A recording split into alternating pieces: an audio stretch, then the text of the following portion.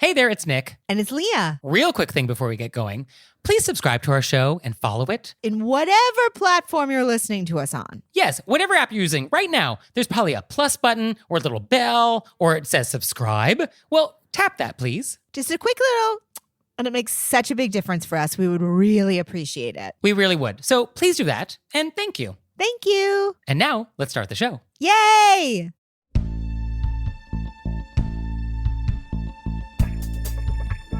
Do you raise your glass when a toast is for you? Do you step up to a counter before you're ready to order? Do you make people take tours of your home? Were you raised by wolves? Let's find out. Here are things that can make it better when we have to live together. We can all use a little help. Some people don't ask themselves, were you raised by wolves? Hey everybody, it's Nick Layton. And I'm Leah Bonema. And we're in New York today, and let's just get right down to it. Let's get right into it because I didn't know any of the answers to those. So for today's AMUSE-BOUCHE, I want to talk about toasts. Okay. And so the toast is very old. There are references to it in the Iliad. Odysseus toasted to Achilles. Wow. We've been holding liquor up over our heads for a very long time. And to preface, what we're going to talk about is very American. Like the toasting traditions is very different in various places in the world. So like this is not that time. This is just the United States. Okay. Okay. So the word toast itself, a little unclear where this comes from, but it might be when wine was sort of cheap and bad, that they would actually take a piece of bread, toast it, and put it in the wine. Oh. And like if it was spiced toast, it would like make the wine taste better, I guess. And like it would soak up acids. Maybe that's what's happening. So Interesting. toast. Also, who doesn't like bread? I mean, bread and wine. Oh. Does it get better? And Shakespeare references the word toast in some play. So it goes back a while. So when you're going to have a toast, basically everyone should have a glass. You cannot toast with an empty glass. Like that's just rude. Can you toast with water? You can. Okay, because Yes. sometimes people get weird about that. Yeah. So if you don't drink or don't want to drink that night or like whatever it is, like you do not need to have alcohol. I think it's totally fine to have water in your glass. Like let's not get hung up on it. And if somebody has water in their glass, it is rude to comment. Okay, good. So FYI. So yeah, if you're not bring drinking, that up next time people comment. Yes. Nick said. Yeah. So it's totally water, totally fine. Like, let's not get hung up on it. So then everybody raises their glass. But if the toast is for you, you do not raise your glass. Oh. Do not touch your glass. Don't touch it. Don't even touch it. Don't be tempted. Just Oh. leave it on the table. Because if you are raising your glass, you're like, yeah, I am that great. Yeah. So it just is rude to toast yourself. Oh, it's not. I would have thought it was rude to leave the glass on the table. That's why we have this entire show. Oh my goodness. I'm so glad that I'm learning this now. Yeah. So if the toast is for you, in your honor, do not toast yourself. Okay. Yeah. And then to clink or not clink. This is remarkably complicated. Oh, it's got very difficult. Yeah. So there's actually some really interesting history on this, and how much of it is true or not, hard to say. So there are some people who say that the clinking is to ward off evil. Oh. Because somehow like the clinking of the glasses sounds like bells, and bells are like churches, and the devil doesn't like the church. And so like if you clink your glasses, the devil will go away. Okay. And the devil likes a good party, so he's always around. Right. Right. So there's not actually a lot of historical evidence for this theory. So not quite sure about that. Another theory is that it's about poisoning. That when we clink our glasses, we are going to like clink it so hard that a little of my liquor is going to splash into your glass and vice versa. So we'll all be poisoned. Oh. Not quite sure if that's like a thing, Okay. right? I think another theory, which I think is the one I like, is just when we put our glasses physically together, we are coming together physically as a group. Right. And that symbolism is very nice. And I think that's kind of what I think this is really about. Yes. It's just like humans are communal people. So we're physically coming together with this beverage. Yes. I think this may be a better theory, but there are theories. But some people are very bothered by the clinking. Miss Manners says it is antiquated and barbaric. Oh, barbaric. She says it's barbaric. Wait till she finds out about a few other things happening. So, and then some people feel like if you clink glasses, like you will break the glass. Like Well, some people clink pretty hard. some people clink pretty hard. And some people say like clinking is fine, but you shouldn't do it if more than 4 people are involved. Yeah, because then someone always gets left out. Right. So I am not super bothered by clinking. I do not have the reaction that Miss Manners has. Right. So I think if you want to clink, what you want to do is use the bell method. So in front of us, we have some glasses. And so the rim is the thinnest part of the wine glass. Right. And that's the most fragile. And so we don't want to clink there. we want to touch the bells. Okay. So let's try that now. Okay. Right? Nice. We just clinked from the bells. Yeah, I'm not sure if you could hear that. Let's just do it closer to a microphone. Okay. Let's go to your microphone. Okay, we're going to my microphone. That sounded so pretty. Sounded a little weird, but yeah. So if you want to clink, then you could do the bell method of clinking. But if you want to just sort of raise your glass and make eye contact, that's fine. I think sometimes people raise their glass and they do a little tilt. Yeah, a little tilt, a little like, yeah. A little act out on the clink. Yeah, that's nice. Ching, I think ching. that's fine. But I think you want eye contact. I think eye contact is nice. Right. Somebody told me that if you don't make eye contact, that it doesn't count. I mean, it's void and Because null. sometimes you just kind of try to do a group one of these, and then so I find myself trying to make eye contact with every person. Yeah, you which want is to when do I get it- over anxious and just shut down. I mean, eye contact is nice, but if you're staring deep into their soul, that's a little disturbing. So we want to find the right balance. Okay, because somebody told me it was Yeah. bad luck if you didn't make eye contact with everybody. I mean, I think it is nice. I think in some traditions, though, like if you don't make eye contact, that it is more serious. they throw you out of the house forever. Right. You're just, you're out of the village. Yes. So eye contact is nice. So clink, not clink. Know that there is thoughts about clinking. And I really like the clinking with the bottom. Yeah, the bell method. Yeah. So, The bell method. let's toast to our audience. Yes. Here's to our listeners. Yes. We love you. You're really fantastic. And Thank you. Thank you. And we're not going to clink. Oh, we're not clinking. We're just But looking. we're making very intense eye contact. very intense. And I did my lifting the glass. Nicely done, Leah. And we're back. And now it's time to go deep. We're going very deep. So for today's question of etiquette, I want to talk about New York City etiquette. I actually think a lot of this works into other places as well. Sure. But I think New York City is sort of a heightened reality. Yes, So all of these rules are just more acute and more enraging. because we're just smushed into a very small space. Yes. And if you're in New York, hopefully you do all of these things. And if you are a visitor to New York, welcome. Please do these things. I always also, when I'm walking in New York, I think of people walking here as the way I drive when I'm at home. Yes. Let's start with walking Yes. because we're all doing it. It was actually going to be my event this week. So I'm so glad that it's. Yeah. I mean, I have so much on my list that we are not going to be able to cover like 25% of this. But with walking, yes, in New York City, we walk down the sidewalk like it's a highway. So you want to pass appropriately. Yep. You want to make sure other cars can pass you. So we don't want to block the road. There's also 2 lanes. There's also 2 lanes. People need to be coming and going. Yes. You're not walking down the middle. And we also don't stop suddenly. We don't slam on our brakes. I actually ran right into a girl yesterday because she just stopped. We were all walking. If you're not from New York, it's lines of people walking if you're out during certain hours, and we're all Or just all behind hours. each other. Yeah, 3 almost a.m. all hours. It's happening. Yeah. And so we're right behind each other, and we all have sort of agreed to a social norm that we're all taking part in. So we're all walking briskly. It's not a slow walk. And she just stops and bends over. Whoa. That's to dangerous. look at her shoe. She didn't step to the side. Yeah, got to pull over to the curb. You just got to pull to the curb. Yeah. I mean, I came in, right in behind her, but boom. Yeah. Yeah. And that's her fault. I mean, it was completely her fault. Yeah. So yeah, you want to pull over if there's anything happening. Also, I couldn't stop laughing. It was like, so I couldn't believe it. nobody goes down the highway and then makes a 90-degree turn on a dime. Yeah, no, they do. That's not. very dangerous into oncoming traffic. You don't do that. So yeah, if you're going to change directions or you change your mind or you're not sure where you're going, you need to slowly merge into the slow lane, Yes. then come to a complete stop, and then you can reevaluate what's happening. I'll even handle an arm coming out like a biker. I'm going to turn. I'm Yeah. going to turn. Signal. Signal. Signal. Yes.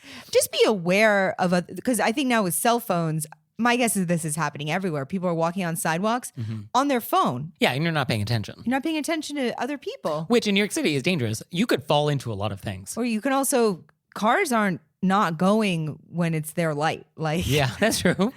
Yeah, it is dangerous. So, or bikes. Yeah, bike, that's a whole other problem. So walking, just know that it's like a highway. I think that's, if we just remember that, we're going to be good. Yeah. Yeah.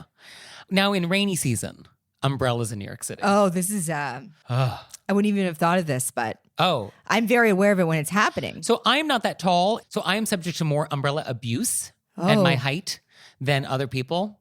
So when you are walking down the street and you have an umbrella and someone else has an umbrella, you cannot pass without some adjustment Yeah. to our umbrellas. Yep. There needs to be some angles. Somebody goes up, somebody goes down. We need to do something. Yes. And so oftentimes people, when they're approaching me, lower their umbrella. But I am not that tall, so I cannot get my umbrella above your umbrella now. It's too far. Right. And so I just can't get over you. And now what have we done? Now we're at a standstill. Right. So just somebody has to go up or down. I always go up. Right. And also, there is never a time for a golf umbrella in New York City. Oh, I do love it when I see people with these. It's like they stole it from a deck chair, and you're like, is that a full deck umbrella? It's like south of France, where we're in Nice. It's striped yellow and white. Yeah. Or especially when it's snowing. I'm like, this is snow. Right. Yeah, you do not need a 6-foot umbrella. You just don't. It's so fun. Right. So don't do that. Like that's so just funny. not needed. Also, umbrellas, when you are exiting the subway and you are about to emerge up the stairs and Yes. it's raining, you need to be mindful that when you open your umbrella, there are people behind you and there is still water on your umbrella. Yes. And that velocity is going to splash people around you. You got to tip it to the side. You can tip it to the side, or you can get a little wet and you can wait until you are out of the subway stairs. Or you can tip it to the side. Or you just need to be mindful of the fact that there is water in your umbrella and there are people around you, and however you're opening it, there can be some splashage. People don't like that. Yeah, people don't like that. Also, there's people coming down, closing their umbrella while you're going up. New York. When we talk about it this way, I realize, why do we live here? Honestly, Very good question. what a mess. Yeah. What are we doing? You basically shut down half of your senses. So on the subway, now we've made it to the subway. We're not wet. And so turnstile etiquette, first of all, either be ready or don't be ready. Yeah, if But I don't be in the way. Yes, if I don't have my my card, Yeah. I step to the side. Yeah. Yeah. When we're standing in the turnstile is not when we're taking our wallet out. Yes. MetroCard needs to be in your hand, facing the right way, at the right height. Ready to swipe. Correct. So please do that. And then now the subway arrives.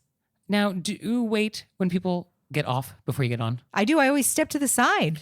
You want to step to the side. I step to the side, but no one else does this. No, but I feel like maybe if I do it, other people will be like, oh, this makes sense. We have to let these people out first. Yeah. And then I always make a noise when people then step around me to go in. I go, oh, Okay. oh. Sort of like oh, you're a bad person. Yeah. And I'm making an audible noise that I want you to know is not my internal monologue. Yeah. Oh. Oh. Oh, I see. Okay.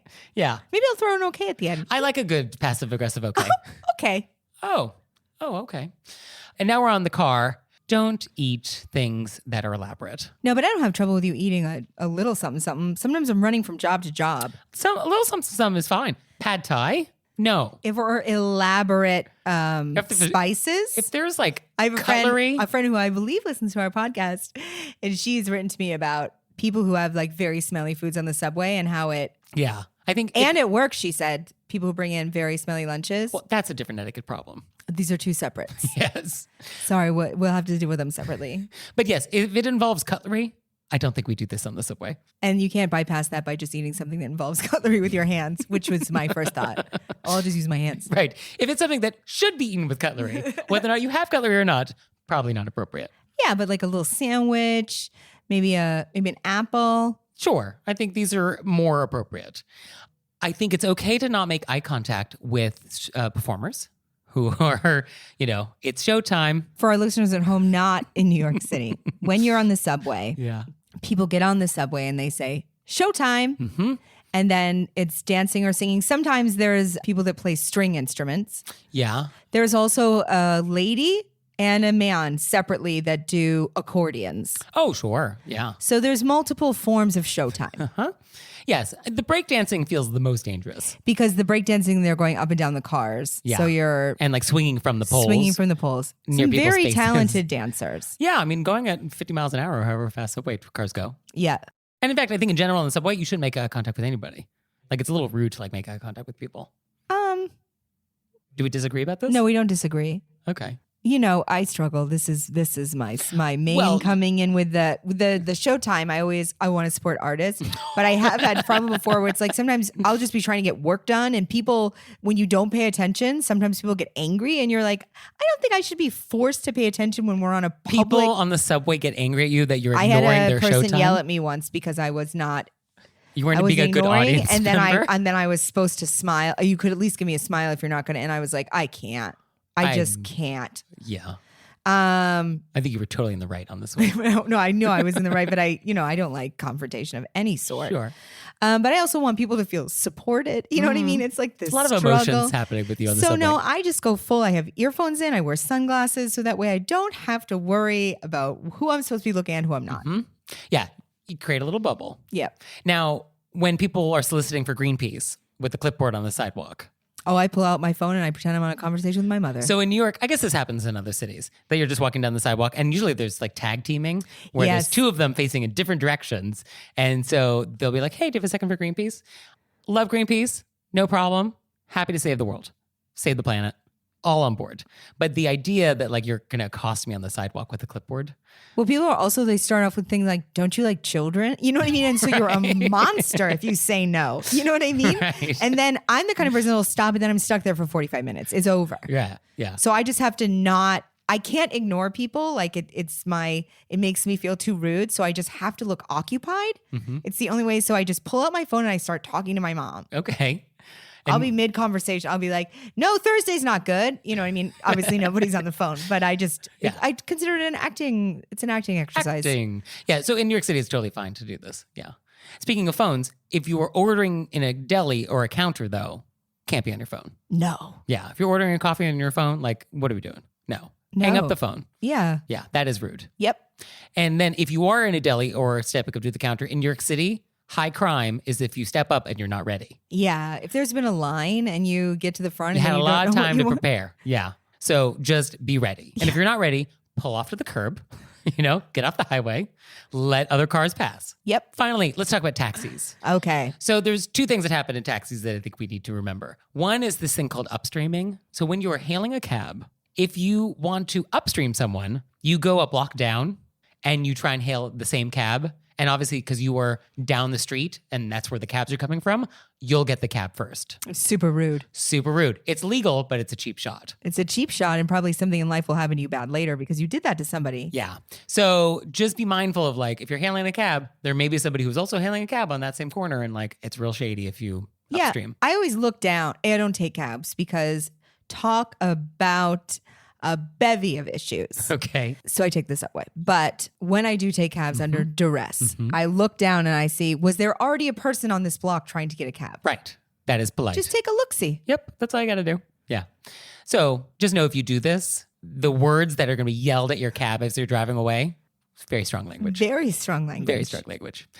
And the second thing we want to remember about cabs in New York City is that the cab driver is a person and they Yes. can see you and hear you. Yes. So you just want to make sure in the back of the cab, we are trying to behave in a way where somebody is looking at you and can hear what you're talking about. Yeah, don't act like an animal. Yeah, don't act like an animal. I recently had a cab driver who was telling me how many couples start aggressively hooking up in the back of his cab. Oh, okay. Because I asked. I want to know what it's like. You wanted some statistics. Yeah, I wanted numbers. And he said that he feels weird about it because he doesn't want to be like, hey, don't do that. So he always hits the brakes or like tries to find a bump in the road just to be like dislodge them? Remind them that Okay. they are in public. Okay. Yeah. So just keep that in mind. Yep. But New York is wonderful. Yes. Yes. It's Yeah. just spatially, you have to, Yes.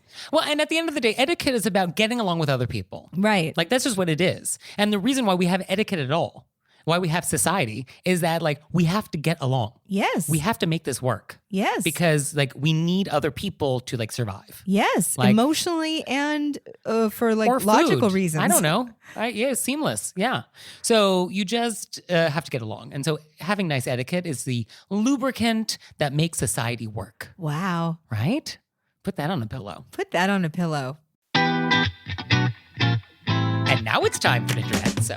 Intermezzo. So this episode is brought to you by HelloFresh. And with HelloFresh, you get farm fresh, pre-proportioned ingredients and seasonal recipes delivered right to your doorstep. And by the way, HelloFresh now owns every plate. So we love both. So you can skip the trips to the grocery store and count on HelloFresh to make home cooking easy, fun, and affordable. That's why HelloFresh is America's #1 meal kit. What I love about HelloFresh is that they have multiple meal plan choices. I love meal plan choices. I went with Fit and Wholesome because I'm wholesome. So our boxes are arriving soon, and we're going to report back. We're going to let you know how it went. We're very excited. And for you out there, go to HelloFresh.com/RBWFree and use code RBWFree for free breakfast for life. 1 breakfast item per box while subscription is active. That's free breakfast for life at HelloFresh.com/RBWFree with code RBWFree.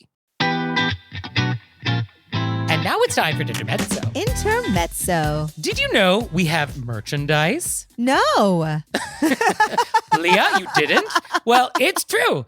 There's mugs, there's tote bags, there's t-shirts, there's pillows, there's stationery, custom stationery, boxes of stationery, all sorts of great stuff. So go to our website and check it out. And we're always adding to the pillow collection. Yes, anytime something comes up on our show, which is like, put that on a pillow, we do.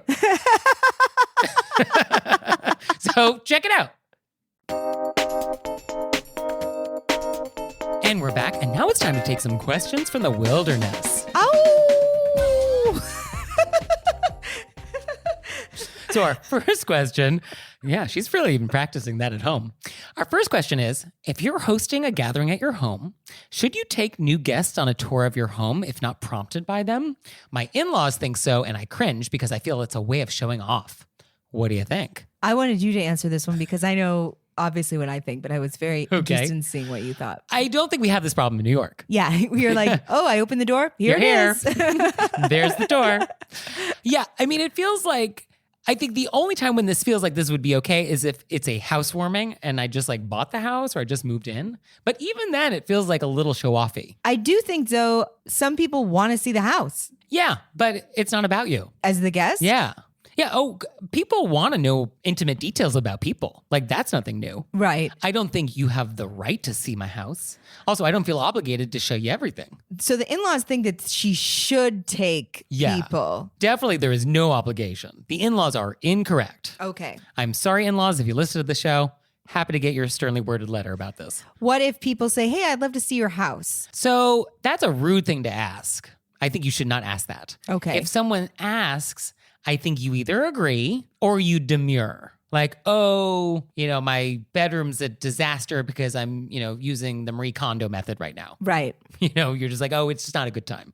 But happy to have you back another time. But yeah, you shouldn't ask to take a tour. But I feel like if you want to show people your house. I mean, you are showing off. And it makes your guests have to now say nice things about your house. Like, as we're walking around, you have to comment, be like, oh my God, that armoire. Like, you just have to say nice things, which is exhausting. Well, I guess you said this if it was a housewarming then. I just feel like if I was at a friend's house that I hadn't been to before and she was like, let me show you the house, I wouldn't think she was showing off. I would feel like she was just showing me where she lived. Yeah, I guess if it's done in the spirit of like, let me help you relate more to my life. Yeah, that's how I would take it. And I would love to see it. Sure. I guess if everybody agrees and it's fine, then okay, fine. There is no obligation here, I think is the point of the question. Yeah. So don't feel obligated. Yeah, don't feel obligated. But I would love to take a tour of your house, Leah. Yeah. How long would that take? What's less than a second? Our next question is, I got a flat tire. Should I tip my tow truck driver? I have no idea. I mean, you'll tip anybody. I worry sometimes when you tip, it's rude. Oh, you think giving a tip is seen as insulting? Yeah. When does it go into insulting? I mean, that's why I'm always worried. Am I being rude? This is just their job. I think this is a debate for another day. Okay. I do think that a tip is insulting when it's too low. Right. And then, so then you're like, oh, if I tip this, is that, and then all of a sudden you're like, here's everything I own. But so we're going to put a pin in that for another day. For the tow truck driver, I have been to the International Towing and Recovery Museum in Chattanooga, Tennessee. Oh my goodness. I love a good, weird museum. And this actually is fascinating because I learned many things visiting this museum, but they actually also have a memorial and a wall to the fallen. Because being a tow truck driver is like one of the most dangerous professions there is. Really? Yeah, it's like up there with like roofers and like firefighters. Yeah, it is very dangerous. Well, because think, you're like on the side of the road in bad conditions, like as your job. Yeah. So it is a very dangerous job. So I think it is nice to give $5 if it's like a flat tire. Is 10 $5 okay? I think $5 if they come and change your tire, sure. I think if they've towed you, I think 10 is nice. I think if there's some circumstance, like it's very late at night, or this is horrible weather, or they've, come really quickly, or it's a particularly dangerous intersection or something, like I think $10 is certainly a good starting point. Sure. So you're not obligated to tip at all. But I think $5, $10, I think we're in that zone. Okay. Yeah. And hopefully you don't have to like call a tow truck driver that often. Right. Our next question. Oh, here it is. I have a great friend that I've known since elementary school, and recently he informed a bunch of us that he's on a weight loss journey. He's currently in XL, so I gave him a shirt that is his current size and also a t-shirt towards his goal, which is what he used to weigh. After gifting these things, I couldn't help but wonder, was that rude? Did I put unnecessary pressure or expectations on him to lose weight?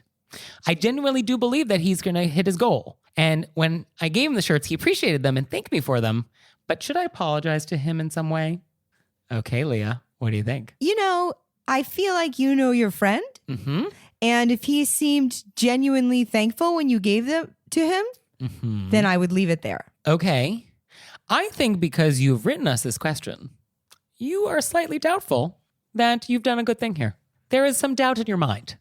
There is some confusion. Okay. And I think there's a little ambiguous space that may need to be filled with an apology. You disagree? No, I don't disagree. I just didn't know. I don't disagree. I mean, I think in general, this was not a gift to give.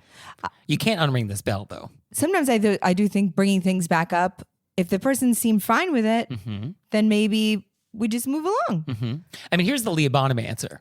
I want to support you in your journey. Help me help you and be supportive. What would be supportive?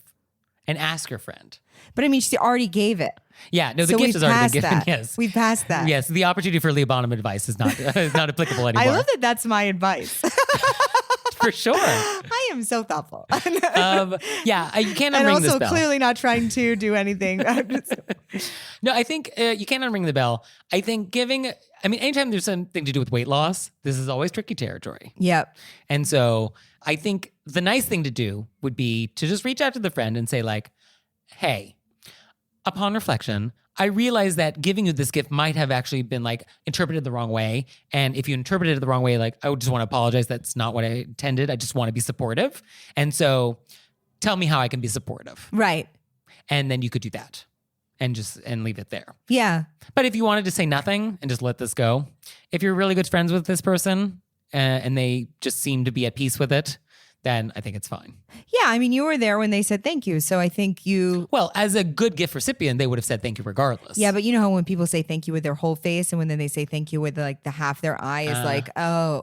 Okay. Because I think what you just said was great. You could say, hey, it was well-intentioned and I'm excited for you. And since you told all of us about it, I just wanted to do something that was supportive.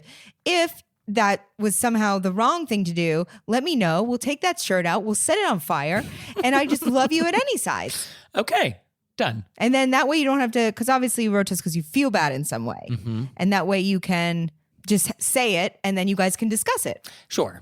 Or because I feel like there's probably other people in this friend group, ask one of the other friends if he's mentioned it and talked about you behind their back about this gift. Be like, oh, did you know what Chad got me? I don't know. I kind of feel like just go directly to the person. Yeah, I can go to the source is probably best. That way it's not fanning the flames, because once you tell that other person, they're going to talk to that person. That's true. And then Okay. it's like, I stand corrected. I retract my previous statement. I feel like the more you bring in other people, the more it becomes a thing.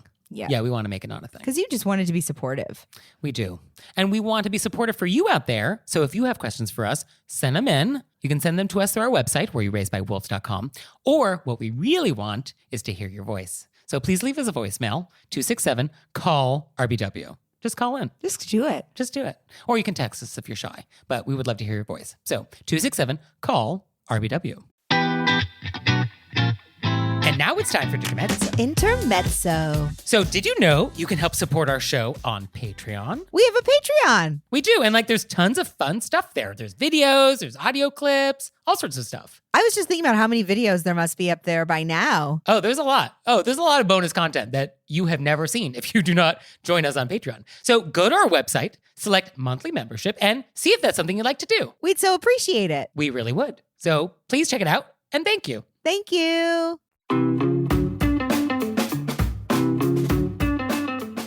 And we're back, and now it's time to play a game we like to call Vent or Repent, which is our opportunity to vent about some bad etiquette thing we've experienced in the past week, or we can repent for some bad etiquette faux pas we've committed. So, Leah, would you like to vent or repent?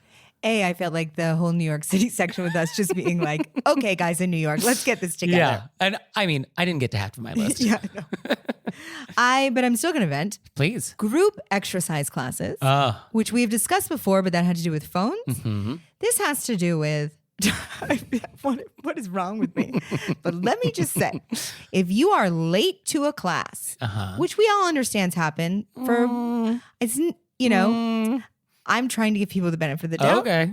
It happens. Sure, okay. You go to the back. Yeah. I take a lot of dance classes. Okay. And there's a group of women who they'll come in late and then they go into the middle, pushing people out who got there early, got their spot. I mean, I don't even know. So they're like, oh, excuse me. Oh, can you slide down? Oh, can you slide down? They don't even say, excuse me. They just like walk in and they're like, this is where I am now. And then everybody else has to move. That's bold. It's so bold that I spend the next 20 minutes contemplating it. I've been late and I'll go way to the back in the corner. Mm-hmm. I wasn't there. I didn't get the spot. That's just, you know, I'm not going to move to the middle and stand in front of people who've been there early. I just don't even understand. Yeah. I mean, in general, I don't love group fitness for this reason. Because something does happen to people in group fitness settings that they lose all sense of personal space and boundaries and appropriateness. And they do walk into that room with a sense of entitlement, which is palpable sometimes. No, I think those people are like that wherever they are in their whole life. Okay, fair. Because the rest of us are giving each other space. True, you're not doing this. Yeah, no, there is a certain type of person for sure. I just don't even understand it. Oh, I understand it. You don't not understand it. No, but I mean, I don't know what's going on in their mind. You know what's going on in their mind. What is it? They're walking in that room. They own this place. And yeah, they of course should have the best seat. They don't own it. Well, but they think they do. No, I want to be supportive. And this is maddening. And it's never me. Nobody does it to me, but they do it to other women. And then I just feel bad for those women. You hold your ground or you're never victim to this? I've never been victim to this. So there will be this day. I just have this wild hair and I walk in wearing all black. But no one and wants I think too close. people are like, you know what? Let's not stand near her. But I also am bothered when people leave class early.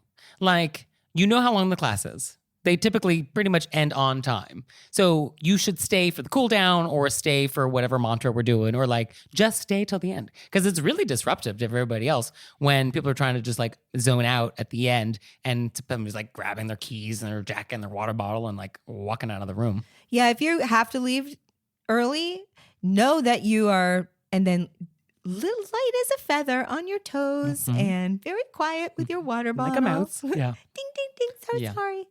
So for me, I'm also going to vent today. Oh my goodness. I know. There was too much repenting. None of that. So I was at a restaurant recently that just opened in New York with a friend, and I ordered the tomato salad. Leah, what do you think you might get if you ordered a tomato salad? I would guess tomatoes. Tomatoes, yeah. Yes. A plate of tomatoes. Definitely. Yeah. So what I got was a plate of anchovies No. that had a few tomatoes in it. Like this No. wasn't just like a tomato salad that had like an anchovy on the top. No. This was an anchovy salad that happened to have like a tomato or two in it. And so I flagged down the waiter and I was a little embarrassed because like, clearly I missed something here. Right. So I was like, oh, I'm so sorry. I missed it on the menu where it said there was anchovies in this dish. And the waiter said, oh, no. It wasn't listed. We like to keep things intentionally vague. No. Intentionally vague. No. And like, what do you say to that? You're like, but that's why we order food from a menu. And that's also like how people die. Yeah. So, Did yeah. you slip some peanuts in there? Yeah. So intentionally vague. And so I asked to see the menu again to maybe select something else. And he was a little taken aback by this, like that I would possibly send this dish back. I don't care for anchovies. And had I known about the anchovies, would not have ordered it. Right. So, If you want to be intentionally vague, then you're going to get a lot of people sending stuff back. yeah. And in looking at the Yelp reviews of this restaurant, a lot of people have mentioned this tomato salad and the restaurant still has it on the menu. Well, also, anchovies aren't a middle of the road No. thing to be vague about. You should disclose anchovies. Yeah, you disclose anchovies. Yeah. Yeah, that's not something you just like slip by people. Yeah. No. Nobody slips by an anchovy. No. So intentionally vague. That's my vent. That's a great hashtag. Oh, I was being intentionally vague.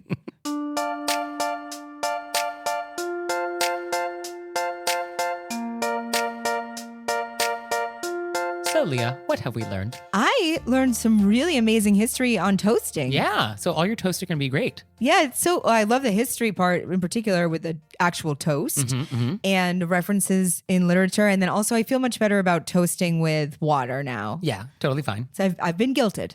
And I learned that if I'm going to take an exercise class with you and I'm late, shouldn't shove people aside. No. Go to the back. Go to the back. Go to the back. Well, thank you, Leah. Thank you, Nick. And thanks to you out there for listening. If I had your address, I'd send you a handwritten note on my custom stationery.